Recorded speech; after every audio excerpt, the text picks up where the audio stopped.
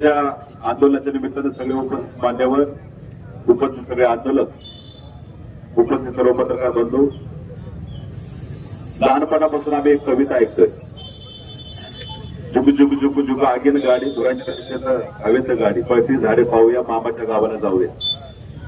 पण आमच्या मामाच्या गावाला कधी रेल्वे आलीच नाही.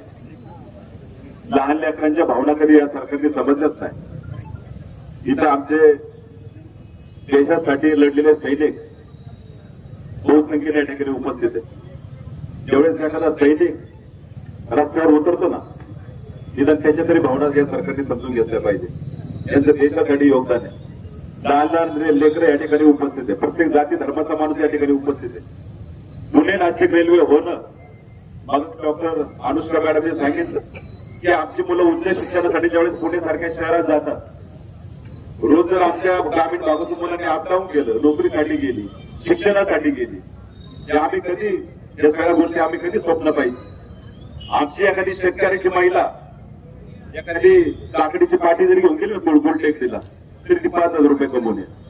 या भावना आमच्या कधी ओळखणार. आमचा शेतकरी वंचित आहे, आमचा विद्यार्थी वंचित आहे, आमचा प्रत्येक नागरिक या ठिकाणी वंचित झाला. फक्त जीएमआरटीचं कारण देऊ नका. जीएमआरटीचं कारण देऊ हे सरकार आपल्यापासून लपवते. इथं जर जीएमआरटीचा कोण जर अधिकारी असेल तर मी खात्रीशीरपणे सांगतो, जीएमआरटीचा एक प्रोजेक्ट उटी सारख्या ठिकाणी तामिळनाडूला, त्याच्या त्या प्रोजेक्टला तो प्रोजेक्ट मी त्यांचा पाहून आलो उटीला, आणि उटीच्या मागं टॉय ट्रेन जाते.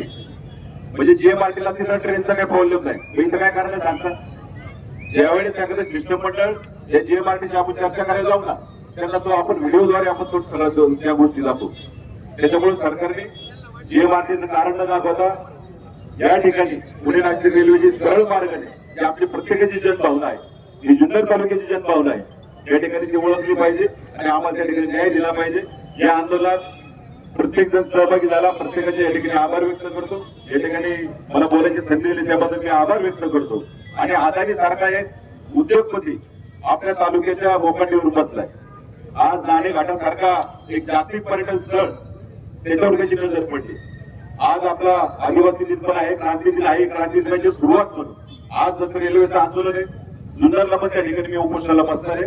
कारण अदानी सारख्या उद्योगपतीच्या विरोधात आज आदिवासीच्या जर जमिनी त्या ठिकाणी जाणार असतील, आपल्या जुन्नर तालुक्याच्या ठिकाणी आपलं पाणी जाणार असेल, तर आपण त्या ठिकाणी सगळ्यांनी पुढाकार घेतला पाहिजे. हा तालुक्याचा फार गंभीर प्रश्न आहे. म्हणून त्या ठिकाणी हे आंदोलन झाल्यावर आम्ही तिकडे पण उपोषणाला बसणार आहे. मी पुन्हा एकदा आपल्या सगळ्यांचं उपस्थितांचं या ठिकाणी स्वागत करतो आणि पत्रकारांना विनंती करतो, जास्तीत जास्त या तीव्र भावना, जुन्नर तालुक्याच्या या भावना आपल्या माध्यमातून या सरकारपर्यंत पोहोचू द्या. या आमच्या सगळ्यांच्या भावना आहे.